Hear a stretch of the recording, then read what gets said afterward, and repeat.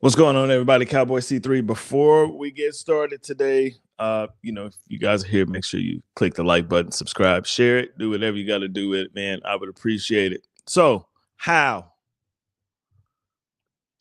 do you outgain a team? Play, good defense. Third team quarterback comes in and doesn't do a bad job at all, and you win most phases of the game, but still come out on the bottom, not on top. Well, let's talk about it because I don't know, man. I just hate losing to Washington. Let's talk about it right here on Cowboys Pit. Here we go! Yeah, here we go! Wait, take Cowboys Throws back of the end zone. There's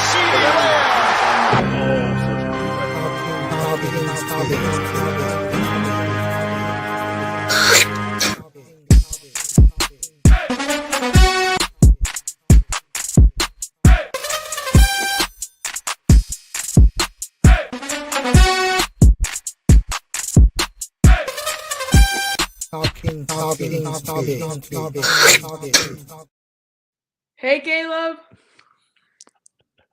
What's up, Caleb? What's going on, everybody? Cowboy C3, man. He said I'm Caleb's friend. What's going on, Caleb's friend? How you doing? Is that Brian? Yeah, that's Brian. Hey, Brian. Hello, sir. I'm sad the Cowboys lost today. Me too, Brian. We'll talk about it, man, because this was a tough one. What's up, little buddy? How you doing, man? Hope everything is going good. I'll call you as soon as this is over with. All right. I love you, brother. All right. Cowboys lose today, 23-19, with 2 seconds left on the clock. Great pass by Marcus Mariota, Terry McLaurin, man. We'll talk about that in a second. But I kept saying that I wanted Trey Lance to come in just to see what he could do. And he did a good job. He didn't do a bad job. He went 20 of 34 for 244 yards, no touchdowns. Had some great opportunities to score some points. The Cowboys had great opportunities to score some points. For the life of me, I don't understand why, you get down in that red zone situation, right? And especially with inside the 10-yard line. And I just don't know why you just don't call a read option. He is a very, very mobile cat. Rico Dowdle, whether it was Rico or it was Deuce Vaughn, who I've been calling for Deuce Vaughn to come in and get some playing time too, and he did a good job today too. Looked explosive. And Rico Dowdle, like you have three, decent running backs that can get the ball, and with three guys that can get the ball, and you don't run a read option. Hunter Lemke, you know what I mean? He went in, but I think they had a legal formation penalty on the play where he scored. It's just one of those things where the Cowboys just red zone struggles, red zone deficiencies ultimately cost them the game. Trey Lance had an excellent opportunity to hit Rico Dowdle on the crossing route, and he just short-armed it. It's just things like that, man. But that comes without playing, right? He hasn't played all season. Got in the game today. You could tell he got his feet on him. He missed some throws, right? But he made some positive plays as well. And, I didn't think he did bad. I thought the defense played, pretty well. Deron Bland had an excellent game right up until the last play of the game.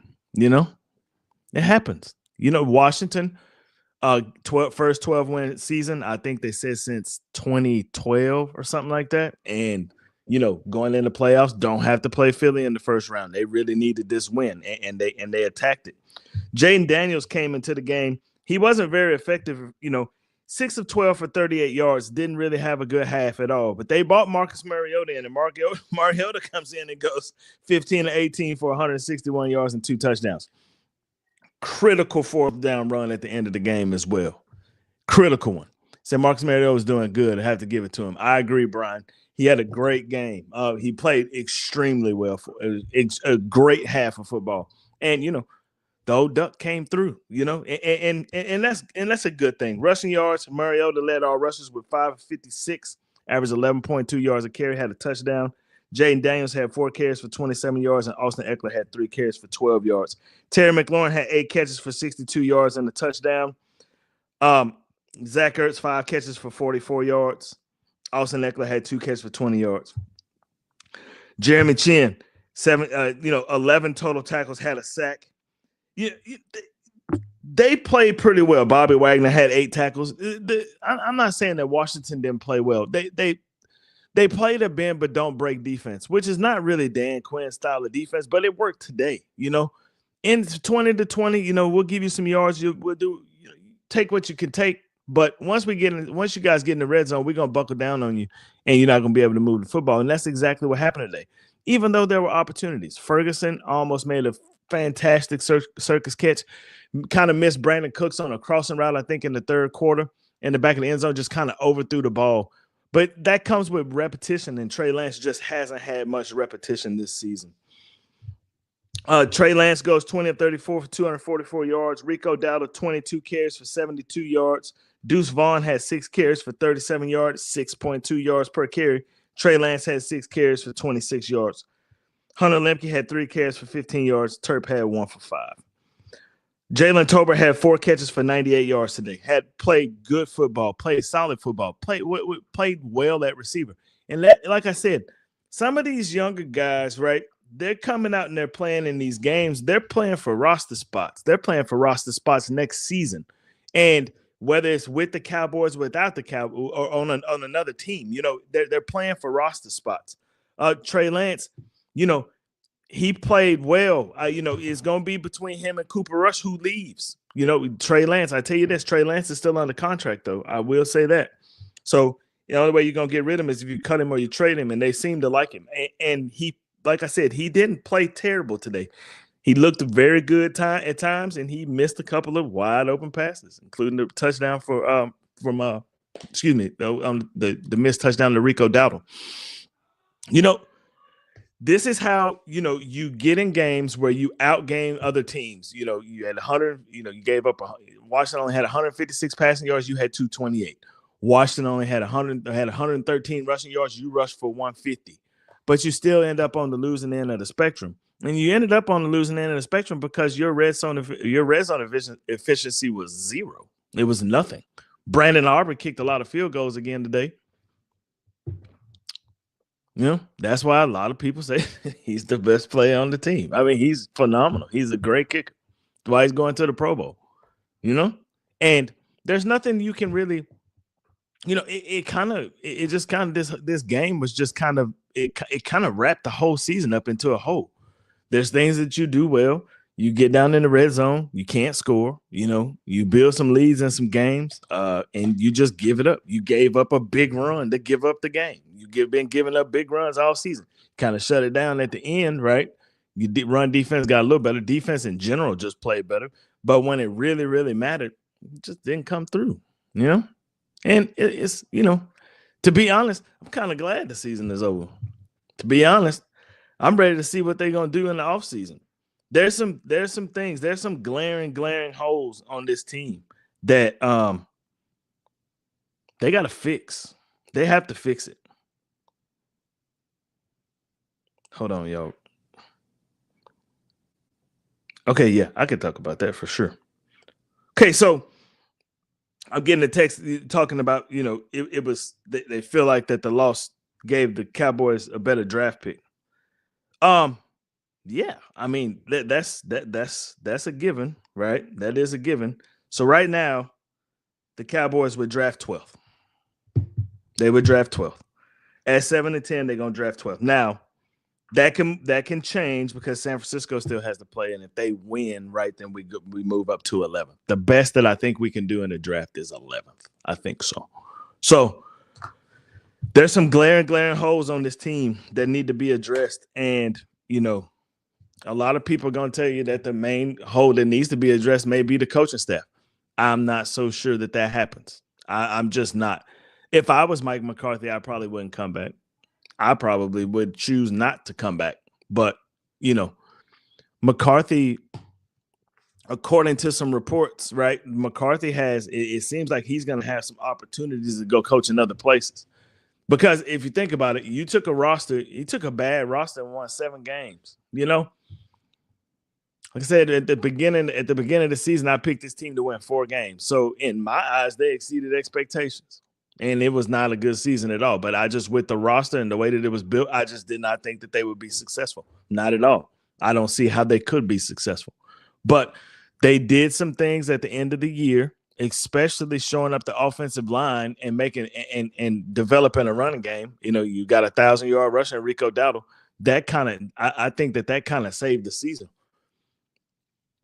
as much as it possibly could have been saved. I mean, this wasn't a very good roster, and we'll go through a year in review show next week. That'll be the show that I do next week, and we'll talk about every game, what went right, what went wrong.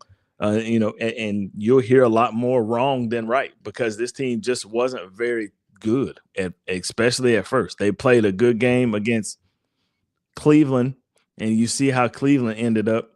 But Cleveland was a playoff team last year. They played a really good game against Cleveland, and then they went, 3 weeks in a row where they got pounded. New Orleans pounded them. Baltimore score is not indicative of how they got pounded. You know what I'm saying? Like it was bad for a while. And then they kind of shorted up. Had a good game against Pittsburgh. I'm going into the damn show next week. I'm doing it already, I guess. Had a pretty good game against Pittsburgh. But overall, like you play some good quality teams and you lost some games that maybe you should have won, and you lost some games where you just got beat up too. And, injury bug bit you. It bit you hard. It bit you early, and it bit you throughout the whole season. And, you lost your quarterback. You lost your wide receiver.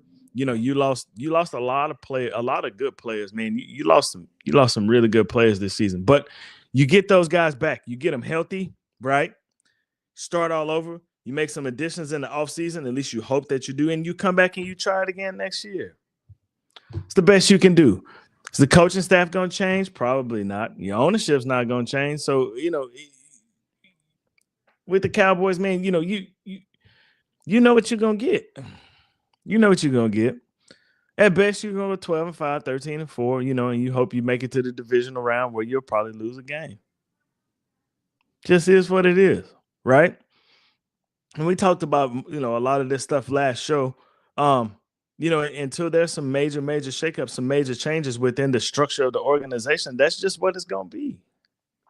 It is, But today, they fought. Trey Lance came in, did pretty good. Loved the way Deuce Vaughn looked explosive. Hiding behind offensive linemen, kind of, popping through holes. And that dude is tough to handle, man, if you use him in the right way. And if the Cowboys aren't going to use him in the right way, I hope today was an audition for him to go somewhere else where they will use him the right way, because I think he's a phenomenal football player. And, despite his stature, but the thing about Deuce Vaughn is Deuce Vaughn been that size his whole life. He know how to work with it now. He know exactly what he's doing. But he would not be in the NFL if he didn't. That dude is an athlete, man. He is a ball player. And, if you use him in the correct way, he can be super explosive. And they just, if it's not here, somebody else, they'll figure it out. They'll give him an opportunity to do some things. Running him 22 dive the whole game is just not the way you use Deuce Vaughn. He's too small for that. What's next? You start over. You have a bunch of salary cap space, and you're going to have some opportunities to do some things. With what quarterback? Y'all going to win 12 games. Jerry has to sell the team. I mean, agreed. I'm not going to sit here and argue with you. I don't know what you mean with what quarterback. Y'all win 12 games. Dak won 12 games 3 years in a row. So there goes that theory. He did. Three years in a row. So, yeah, that's the quarterback we're going to win 12 games with. Again. So, but the second part of your statement, Alonzo, yeah, you're right. I don't disagree with you at all. Until some things change up, especially in an organization where he starts to relinquish some of this control and give control to some actual football players. Yeah, man. How has Dakota not been the answer? You tell me. I did an entire show about this my last episode. You can go back and watch it if you want to, but I got time today. How is he not the answer? You tell me. Tell me. Because, every time Dakota seems to step out, it don't go so well. 2020, this year, things didn't go well. And Cooper Rush won 4 games, last time he was a starting quarterback. Cooper Rush, I mean, shit, man. If averaging 172 yards passing is winning you football games, let me know. Let me know. 172 yards and a touchdown. Now, they do run the ball a lot better when Cooper Rush is in the game. I will give you that. They do. They run very well when Cooper Rush is in the game. It's because they know that's what they got to do. It's what they got to do. So I don't know what you should have known, because I'm pretty sure that I said 12 wins and you say that's fine. He got worse. But then again, blame Jerry. So how did he get worse? Are you talking about this season? He probably got worse because it's a terrible roster. It's probably why he got worse. Yep. So if you go back and look at my very first episode, my second episode, I picked this team to win 4 games. 4 games. That's it. So they kind of overachieved. So I don't know what you're talking about, Alonzo, but, keep trying. I got time, though. We can do it all night. When you take a bad roster, man, you got a bad roster from the beginning. Well, I tell you what, Alonzo, I don't know if you're trying to be funny or not, right? I don't know the answer, but I will say this. The GM does make the roster, and the GM hires the coaching staff. He does. So, yeah, I do blame the GM. I blame the GM for the last 30 years. That's who I blame, the GM. The GM/CFO/CEO. I blame that guy. And his initials are Jerry Jones. That's who I blame. So, yeah, you're right. I do blame him. You've got an opportunity, though, to right this ship. Even if you don't relinquish any of your control, you have an opportunity just to put a better roster, a better product on the field. You've got, I think 40% of your roster, something like that, is are free agents. They're all free agents. I mean, yeah. You know what I'm saying? Dan Snyder is another one. He's another one of those guys. I appreciate you too, man. Thank you. Dan Snyder is another one of those guys that, he has some other things going on in the front office too. Like it seemed like that they just had a party going on over there, and it was, I don't know what was going on. It was too much, but that's Washington is one of those stories, right? Where, no matter what, the owner, he left, right? He had to leave, and he left on totally different terms than Jerry just stepping down. But bottom line is he left, and you can see the turnaround in one season. You see it. What happens when you put football people in place to make a football team, right? You see the results. You go into the playoffs. Did you win the division? No, but for your first year of all this happening, and then you're doing it with a rookie quarterback that if he's not the NFL, offensive rookie of the year, then something's just wrong with the whole system. Pro Bowl quarterback, rookie year. Dude is balling. Sure, he had a bad first half today, but that is not indicative of what he's done this season. Dude has been balling. He has been lights out. And Washington's better for it. You can put together a damn good football team, offensively and defensively. You put together a squad, and you put together a well-coached squad too. You know what I'm saying? You went and got Dan Quinn, you turned Dan Quinn loose. Here in Dallas, you under restrictions, man. You under Jerry's thumb. That's what you under.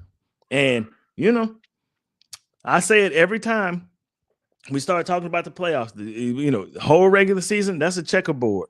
You put that checkerboard up and start playing chess, then the real coaching staffs will stand out. And, that's when your perennial playoff teams, that's when it's time for them to shine, like your Kansas Cities and your Baltimores and your San Franciscos. Not this season for San Francisco, but your Detroit Lions, right? It's when those teams stand out because it's going to take some timely, critical play calls to put your team over the top because everybody in the playoffs is good. Ain't no bad teams in the playoffs. Everybody's good. It's going to come down to who's going to make the best calls and who's going to make the plays, right? And if you have a coaching staff that has shown you during the regular season in critical moments they can't make critical plays. Hell, we don't even manage the clock right. You know what I'm saying? It's players out there running around calling timeouts, and the coaches look like, "Why the hell you do that?" Like, look at the damn, like, oh my bad. You know what I'm saying? Like, it's just, it's chess, man. It's not checkers. See, I grew up on RFK days and Jerry and Jimmy West. You know what? Yeah, yes, agreed, 100%. This team has not played in a meaningful playoff game in 30 years. They haven't. And there's a common denominator in them 30 years. And once again, that person's initials is Jerry Jones. That's it. And people go, you blame Romo, blame Dak, blame everybody. You know what I'm saying? It's never changed. Everything is the same. It's the same. Just read on the quarterback. Keep drafting till you hit. True. I agree. You have to. I think the Cowboys got extremely lucky drafting Dak Prescott. Your two quarterbacks that the Cowboys have had over the last 15 years, one was a undrafted free agent, and the other one was a fourth-round draft pick that was supposed to be like you do Trey Lance right now. You got lucky, right? You haven't had a first-round talent at quarterback. You haven't had a first-round draft pick at quarterback till they got Trey Lance.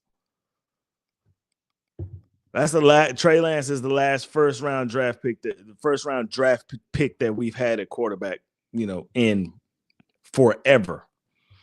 I think, you can count the older cats like Bernie Kosar and Vinny, well, not Bernie Kosar, but Vinny Testaverde and Drew Bledsoe, right? But those are guys that came at the end of their career. Talking about you draft a quarterback in the first round, and, within 5 years, he's on the roster. Trey Lance came over in his third year. That's the only first-round draft talent that we've had at quarterback.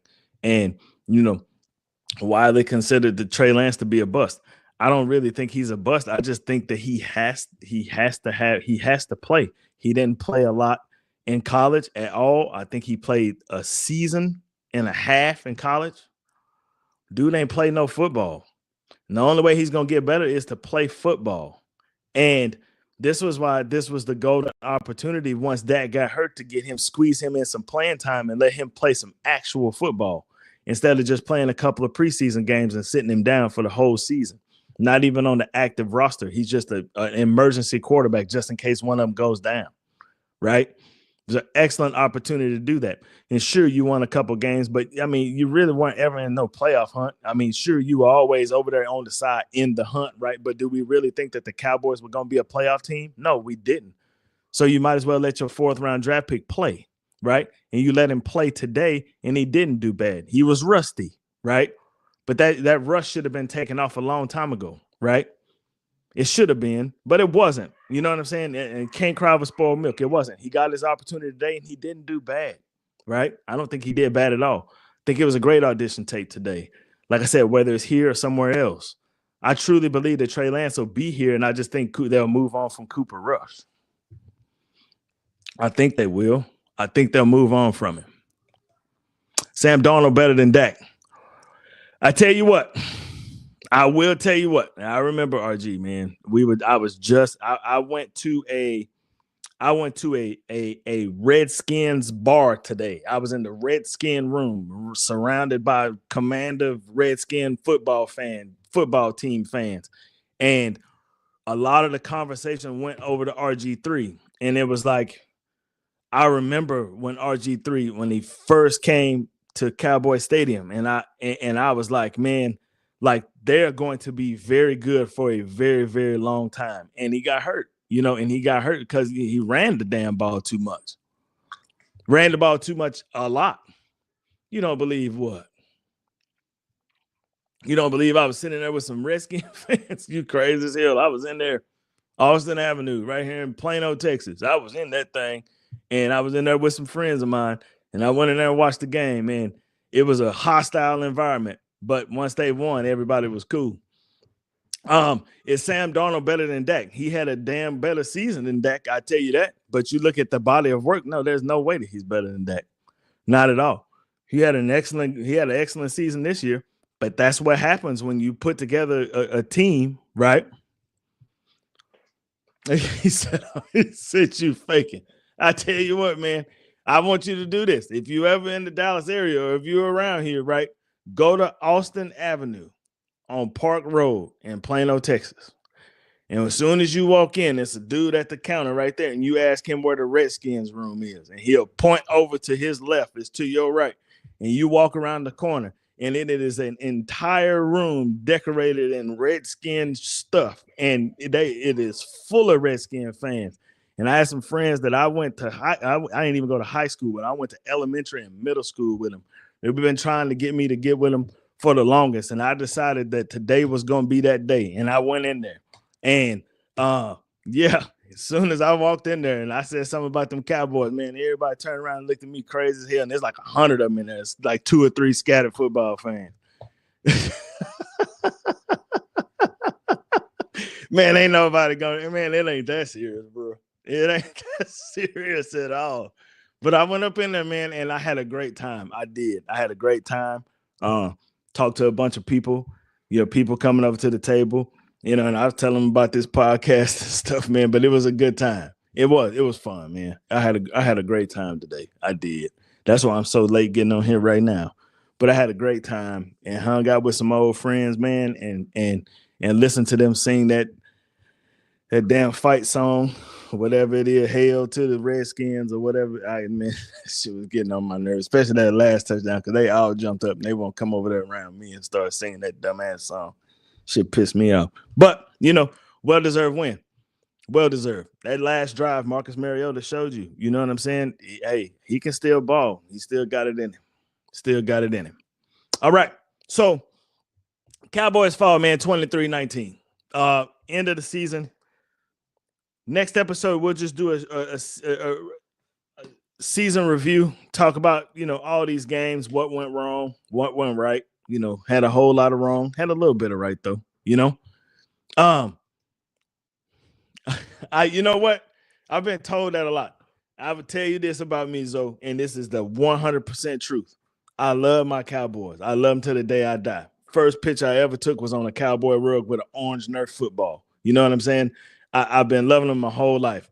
My father and my grandfather, season ticket people, used to take us to the games. You know what I'm saying? Me and my brother, and we had a phenomenal time growing up with the Cowboys. Joined the military, had to, I always follow them, I always represent them. You know what I'm saying? And I'm on a group podcast called the Man Down Podcast, and they've been trying to get me to break off and do my own podcast for years, right? And I finally decided to do it this year. But I'm also a realist. I am. And I know my team haven't done shit in 30 years. I know that, right? And I used to be the guy that was kind of that delusional Cowboy fan that blamed everything else. But the root of all evil is in the front office of the Cowboys. And I don't think it'll ever get any better until, they do something about that, right? Put some football people in here to make some football decisions. Jerry is an excellent businessman. He took a football team he bought for $170-something million, and he turned it into a $12 billion ordeal. So you can't tell him he's really losing, right? But football-wise, us true Cowboy fans, and I mean true Cowboy fans, we want to see the team be successful, but we want to see the team win Super Bowls. We want to at least get an opportunity to play in a Super Bowl. And, with these coaching staffs and all this stuff that we're putting together right now, it's just not going to happen. And it don't matter what players you have on this roster. You know what I'm saying? It doesn't. You could put an NFL all-star roster together, and good players cannot overcome bad coaching. You can't do it. And I'm not even saying that I think Mike McCarthy is a bad coach, because I actually think he's a pretty good coach. And I think he probably has the tools necessary to put this team over the top. But the owner's going to have to take his thumb off of him and let him do football things, because Mike McCarthy is a football guy. Let that football guy do football things, right? And don't worry about the limelight, because if Jerry won some Super Bowls, his team and him would get a whole lot more limelight that they're getting right now. This whole world would be upside down if the Cowboys won the Super Bowl. And I just don't think that he understands that. And I think that Jimmy told him that a long time ago. I think he did. But, you know, that's going to take all the interviews and the limelight away from Jerry. So that's not going to happen no more. Jimmy did that. He feels like he made that mistake once before. He's not going to let that shit happen again. So us Cowboy fans just going to have to deal with it. Look, man. You know, if you say Troy Emmett, Michael Ken Norton not coming through that door, even Dennis Thurman, Ed Too Tall, nothing to Jerry Sales and gets out of the way. I agree.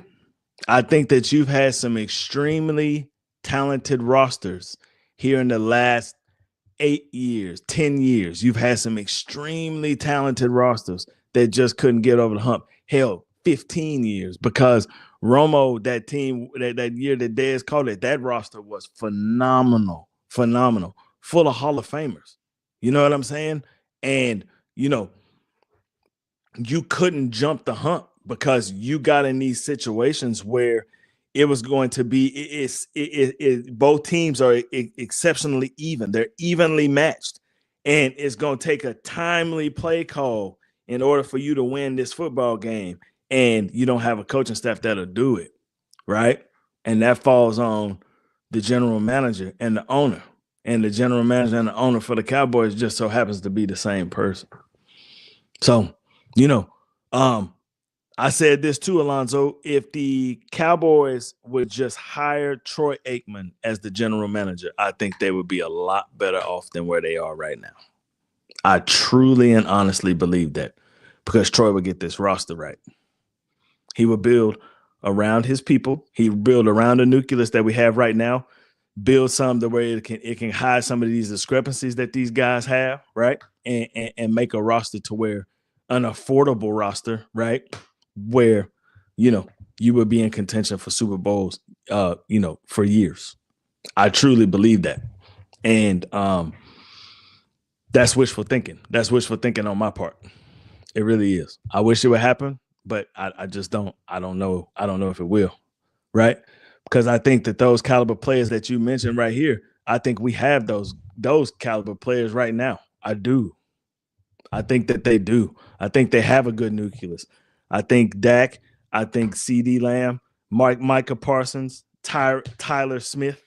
You know, I think that that's a good four to start with, right? And you build a roster around that, and you make it to where you know the strengths and you know the weaknesses of those players, and you build a roster that will enhance their strengths and kind of hide their weaknesses. Dallas Mavericks do it all the time with Luka Doncic. They do. They built the roster that'll kind of hide his weaknesses. We all know he can score, but we also know that he don't play defense and he's fat. We all know that. You know what I'm saying? But yet and still, they built a roster around him that will be successful. And you know, that's Nico Harris. That's you know what I'm saying? That's what I'm talking about right there. Is, you know, your superstar, you know his discrepancies, and you're gonna do what you can do to hide them. It is what it is. Yeah, Jerry is a tough cookie because Jerry won't shit his way, right? But I think Troy is one of those type of people that can stand up to Jerry and tell him no. You know what I'm saying? But I also think that that's the reason that he'll never be the general manager of the Cowboys too, because Jerry know what he's gonna do. Jerry know he's gonna be like, yeah, okay, and go do whatever the hell he want to do. But it'll work. You know what I'm saying? Because it's football, dude. Look what Lynch is doing in San Francisco. You know, look what they're doing. Look what Dan Campbell is doing over here in Detroit. Proof is in the pudding. You get these players on these coaching staffs that know exactly what it takes to win, right? And they got that fire in them. You know what I'm saying? They got it. They got that fire in them. They got that competitive edge, and that competitive edge rubs off. You know what I'm saying? I always say your team will take on the persona of your coach. since Jerry always got his thumb on everything, his team is taking on the persona of him, and it's just a bunch of fly boys. You know what I'm saying? They make a lot of money, but they don't win though. It is what it is. It is, and that sucks. You know what I'm saying? Especially for us Cowboy fans. It does. All right. Next week, we'll do the season in review. And then after that, we'll start doing like needs, like discrepancies, holes in the roster, right? And we'll start talking about the needs that the Cowboys have and positional needs. And then we'll talk about how they can fix it, whether it be in free agency and the draft. And we'll also talk about this 2025 list of free agents, man, because there's some phenomenal players on this free agency that's going into free agency. And there's a lot of players, and it doesn't have to be superstar players, but there's a lot of good, young, solid players that are going into free agency this year that you can get for a good price. What's up? It's not that serious. How you doing, man? How about them Cowboys? Some good, affordable talent that you can get on this roster, man, and you'll have the salary cap to do it. It's just, it's kind of I'm just going to kind of make not a blueprint, but just kind of a way that the Cowboys can make this roster 10 times better than it was this year. And they can do it affordably, right? Players that they can definitely afford. And next year you could put a product on the field that's a whole lot better than this roster that you had this year. And we'll map that out. It'll probably take a couple of weeks to map that out. And then we'll just start going into off-season news, and we'll still come on twice a week, and we'll talk about the team, talk about, some of the changes that they're making. I think January 12th. Let me see if that's the date. I think you can start making I think his Mike McCarthy's contract is over with January 12th. So we'll see what they're going to do with that. That could be the first big change, and then if they do decide to move on from Mike McCarthy, or if he turns down their offer, right, then we'll start talking about who could be a replacement. Who could? I've got some pretty good names that I think would be excellent replacements. It just depends on if the general manager is willing to work with that type of coach, right? But there's some guys out there that could definitely coach this team up and get it right. Starting in Detroit with Ben Johnson, be an excellent candidate. Gonna cost you some money to get him. You know what I'm saying? But if you pay for what you get, he definitely had his offense humming, and I think he's smart enough to put a defensive guy in here, a defensive coordinator in here that would keep it going. Now, one thing about Jerry and the way that he operates, he may say that, hey, I'm going to hire you as the head coach, but Mike Zimmer is going to stay as the defensive coordinator. Then it's going to be up to that coach to make that type of decision. You know what I'm saying? And that's just one of the things. That's how Jerry does things. A lot of times he'll hire the coaching staff before he even hires the head coach. That's how he does it. Hasn't proved to work yet, but, we'll see. That's just how he does it. All right, y'all. Cowboys Fall 23-19, man. If you guys haven't done it, hit the like and subscribe button. Share it after, we end it. And, hey, I appreciate everybody in here. Zoe, great talking to you. I appreciate you guys. I do. Once again, Cowboys Fall 23-19, 7-10 for the season, and this thing is over. 2024 is in the books. All right, y'all. Go Cowboys. Dallas Cowboys for life, baby. Always, win or lose, we'll be here. All right, y'all. Have a great evening. Peace.